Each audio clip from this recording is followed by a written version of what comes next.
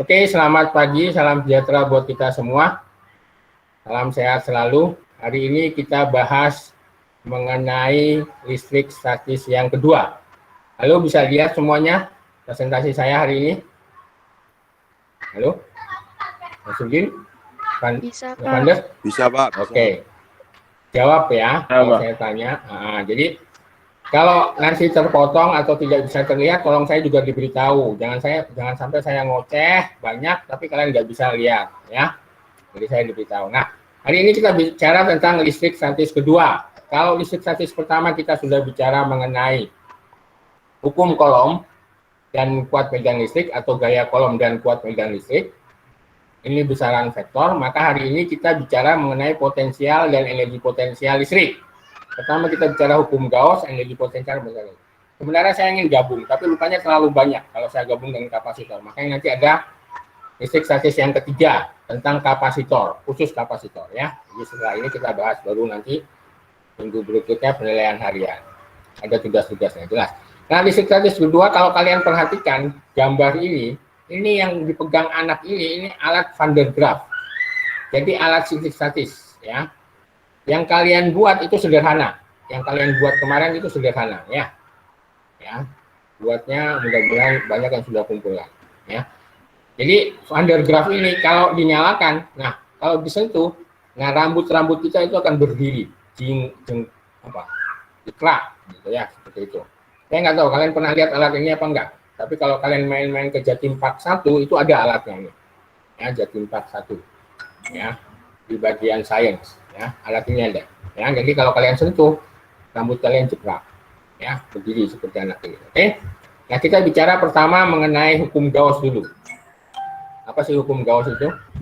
Hukum Gauss menjelaskan tentang jumlah garis-garis gaya listrik, flux listrik yang menembus suatu permukaan tertutup sama dengan jumlah muatan listrik yang dilumpuhi oleh permukaan tertutup dibagi dengan permukaan udara.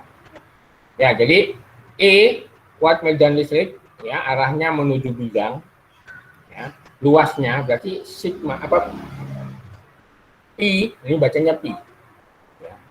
Pi sama dengan, lupa pi-nya bukan yang kayak pi 3pi itu, bukan ya, itu ini huruf besar, pi huruf besar. Kalau yang biasanya kalian kenal di lingkaran itu pi huruf kecil, jadi huruf aljabrinya ini juga ada huruf besar ada huruf kecil ya. Nah ini pi sama dengan E kali A cos theta sama dengan sigma Q per epsilon 0. Yang perlu kalian adalah sudutnya ya. Sudut theta itu antara E dengan normalnya, bukan antara E dengan bidang. Jadi ya, jadi E-nya itu antara E dengan bidang. Jadi kalau E-nya tegak lurus bidang, maka sudutnya 0. Jadi cos 0 itu nilainya 1. Ya, perhatikan baik-baik. Jadi kalau E-nya tegak lurus bidang, maka sudutnya menjadi 0. Kenapa? Karena E dengan normalnya segaris. Jadi sudut theta-nya 0. Berarti cos 0, nah, nilainya 1. Oke? Jadi seperti itu. Lalu kita bicara mengenai medan listrik pada distributor muatan kontinu. Di modul itu sudah dijelaskan panjang lebar. Jadi saya minta kalian baca modulnya. Ya, modul yang saya berikan di awal itu kalian baca. Ya. Karena di situ sudah dijelaskan panjang lebar. Saya hanya menjelaskan poin-poinnya saja. Di modul juga ada contoh soal yang tidak saya jelaskan lagi. Kenapa? Kan supaya kalian baca. Ya, supaya kalian baca modulnya. Ya, saya harap dengan kalian baca modul, lalu saya jelaskan ini, sudah mengerti gitu. Ya. Jadi hukum Gauss dapat digunakan untuk menghitung kuat medan listrik dari suatu sistem muatan konduktor bersimetri tinggi, seperti konduktor 2 keping sejajar dan konduktor bola berongga. Ya. Kak, adiknya itu Kak nonton TV Kak.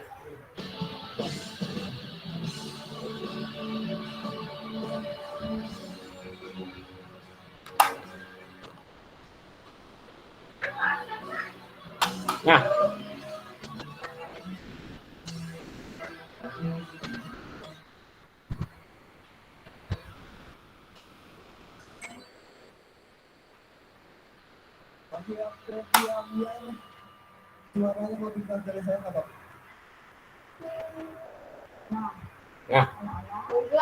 konduktor 2 keping sejajar I-nya itu tegak lurus. Jadi antara dua keping ini, jadi luas kepingnya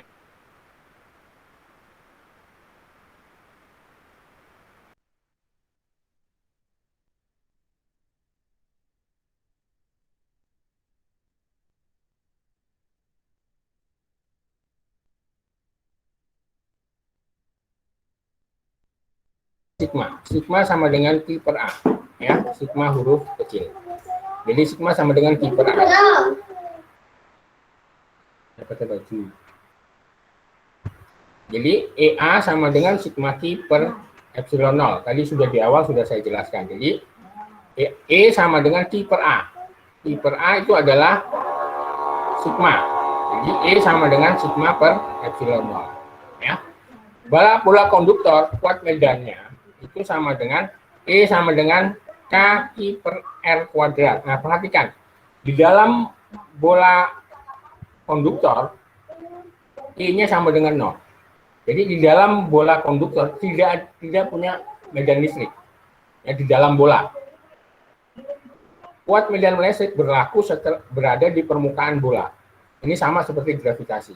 Jadi gravitasi di dalam bumi itu tidak ada gravitasi, tapi gravitasi terjadi di luar, di permukaan bumi sampai ketinggiannya. Ya. Nah, sama seperti kuat medan. Kuat medan juga gitu. Di dalam bola tidak ada kuat medan atau E-nya sama dengan 0. Nah, di permukaan bola, E-nya sama dengan kaki per R kuadrat. R-nya ini adalah jari-jari bola. Ya. Sedangkan di luar bola konduktor, E-nya sama dengan kaki per R kuadrat. R-nya ini jari-jari bola mulai dari pusat bola ke titik yang dituju. Ya, sekali lagi. Dari pusat bola ke titik yang dituju. Bukan di permukaan bola. Kalau permukaan bola R besar. Kalau di luar bola R kecil. Jadi R-nya itu jarak antara dari jarak pusat bola ke titik di luar bola. Ya, jadi sekali lagi dari pusat. Oke, itu tentang kuat medan. Sekali lagi ini besaran vektor. Nah, lalu kita bicara tentang energi potensial listrik. Ya, kita tahu bahwa energi usaha adalah F dot R. Nah, F dot R. Ya, F dot R berarti perkalian dot, berarti perkalian skalar, menghasilkan skalar. Ya, besaran skalar. Jadi energi potensial termasuk besaran skalar. W sama dengan integral FDR. Integral nanti kalian pelajari. Jadi F itu adalah K Q0 Q1 per R kuadrat. Q0 dan Q1. Q0 itu muatan uji, Q1 muatan sumber. Ya. Jadi DR. Nah, karena K Q0 dan Q bervariabel integral L, maka sekali lagi, ya, ini integral. Nanti kalian pelajari di matematika. Min K Q0 Q dalam kurung 1/R2 min 1/R1. Jadi mana? Jadi DR per R kuadrat. Integral DR per R kuadrat itu 1/R. Ya. Dari mana? Nanti kalian pelajari di matematika. Saya nggak akan jelaskan panjang lebar. Karena matematika menjelaskan tentang integral. Nah, jadi fisika dan matematika berhubungan erat. Nah, jadi integralnya saya hanya memakainya saja. Y sama dengan min K Q0 Q 1/R2 min 1/R1. Jadi dari 1 ke 2, berpindah dari 1 ke 2. Jadi delta EP sama dengan W. Delta EP sama dengan min W. Jadi delta EP, EP2 min EP1 sama dengan K Q0 Q 1/R2 min 1/R. Ya. Oke, jadi energi potensial sekali lagi besaran vektor, besaran skalar. Nah, perhatikan tanda plus dan min muatan. Tanda plus dan min muatan itu dimasukkan atau diikutkan. Jadi kalau Q ujinya atau Q sumbernya min, ya dimasukkan nanti negatif.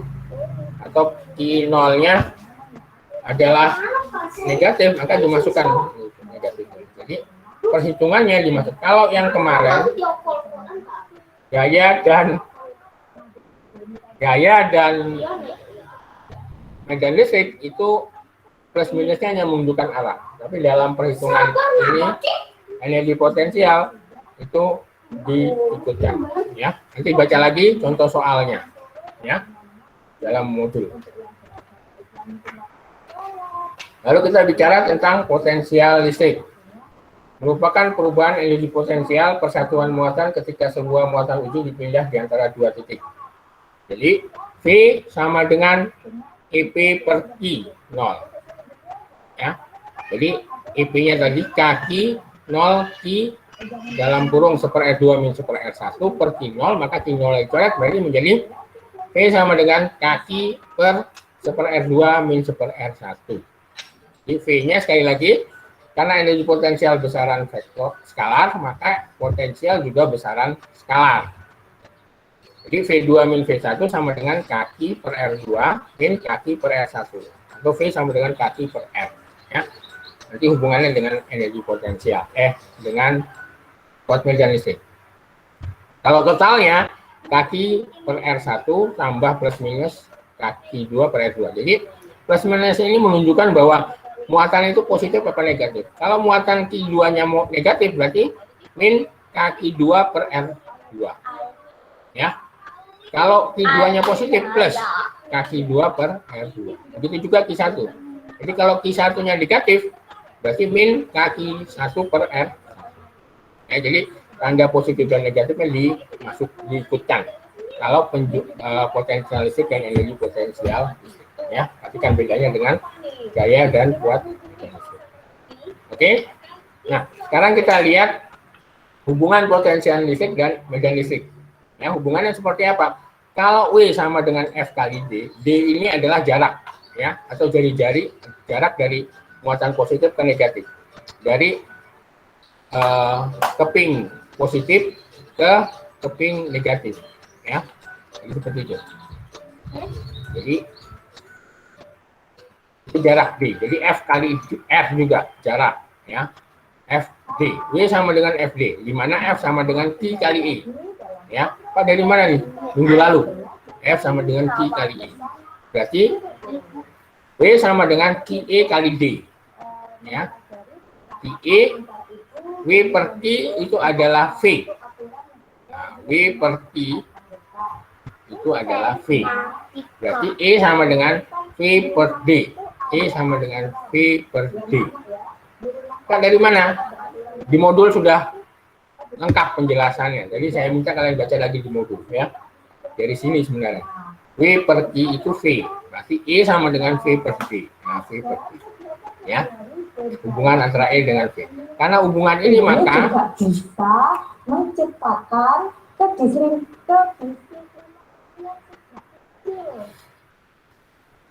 jadi W sama dengan delta EP. IV sama dengan IVB min VA atau V2 min V1.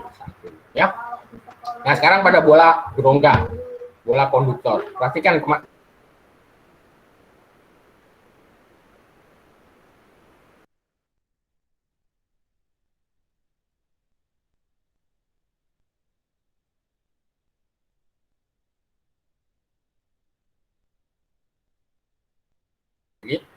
V di dalam bola sama dengan V di permukaan bola. Itu bedanya dengan E. Di modul sudah dijelaskan tentang grafik. Nah, ada grafiknya. Jadi kalian bisa baca di grafiknya. Apa bedanya V dengan E pada bola konduktor? Di modul ada, ya. Jadi V di dalam bola sama dengan V di permukaan bola sama dengan kaki per R, jari-jari R-nya, ya. Sedangkan di luar bola V-nya adalah kaki per R kecil, kaki per R. Nah, R-nya ini jarak dari pusat bola ke titik B. Jadi dari pusat bola ke titik. Oke. Jadi seperti itu. Saya harap kalian sudah mengerti. Contoh soal bisa dibaca di modul. Contoh soal sekali lagi bisa dibaca di modul. Ya. Saya nggak jelaskan tentang contoh-contoh soal, tapi saya langsung masuk ke penugasan. Ya, penugasan mandiri. Ya, perhatikan. 4 buah muatan, masing-masing 10, 20, min 30, 40 mikrokolom. Berada pada titik sudut, ya. Dengan sisi 60 kali 80, 60 kali 80. Berarti A 10 mikrokolom, B 20 mikrokolom, C min 30 mikrokolom, D 40 mikrokolom. Nah, pertanyaannya adalah tentukan resultan gaya. Jadi saya gabung dengan yang kemarin. Resultan gaya listrik di titik P jika muatan di titik P min 50 mikrokolom. Berarti antara, nah ini resultan gaya di P.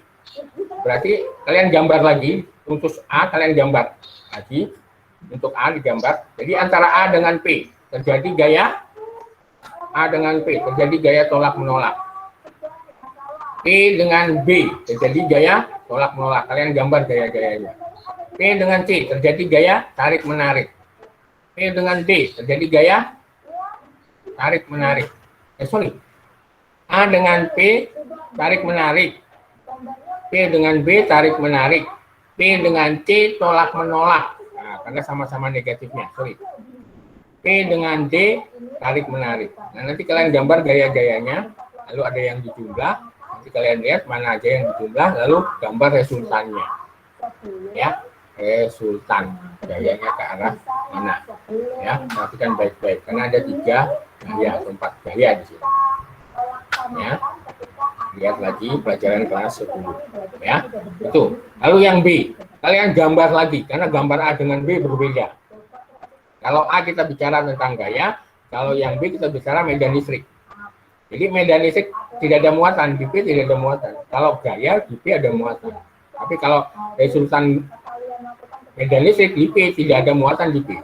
Berarti A-nya kemana? Keluar. IB-nya kemana?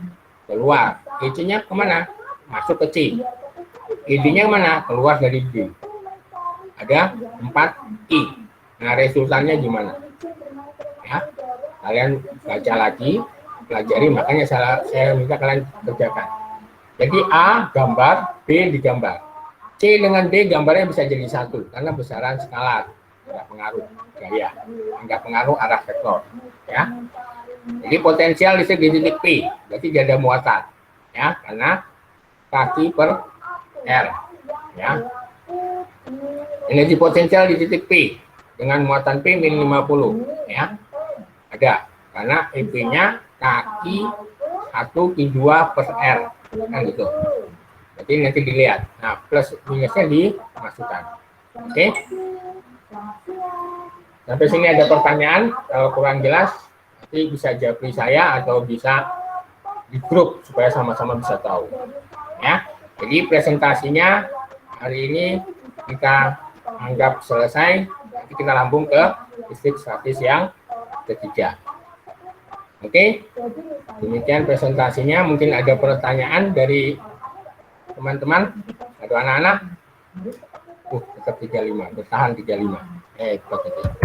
Ya, ada yang mau ditanyakan? Atau ada yang ingin bertanya tentang tugas 1, tugas 2, boleh. Jadi tugas pertama listrik statis 1, tugas kedua listrik statis ke-2. Ada yang mau bertanya? Oke, Astrid. Misalkan di buku tulis atau di portofolio. Yang mana nih? Yang tugas 2 ini? Yang tugas 2, iya, tugas mandiri.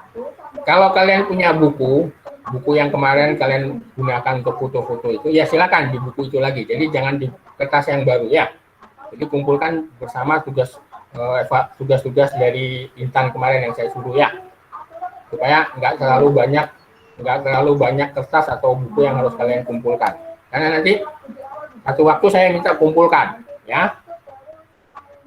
Iya, Pak. Muhammad, makasih. siapa tadi? Nasruddin, ya. Nah, ini saya minta dikumpulkan. Nanti saya beritahu, ya. Lupa ada 2 lagi nih. Ada yang gabung nih. Oh, lengkap ini 36. Berarti yang itu sudah datang, ya? Siapa?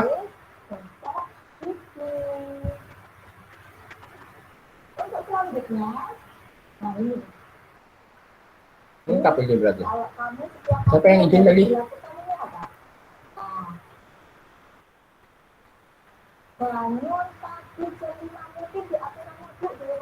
Ya, tadi pagi ada yang izin tuh. Berarti udah masuk nih dia. Amelia Salsabila. Ya, sudah masuk Amelia. Luar biasa. Karena dia izin tadi. Halo, Amelia.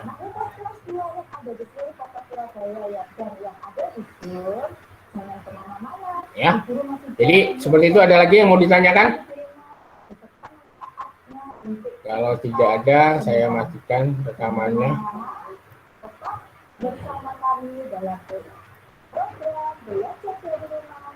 Ya, saya minta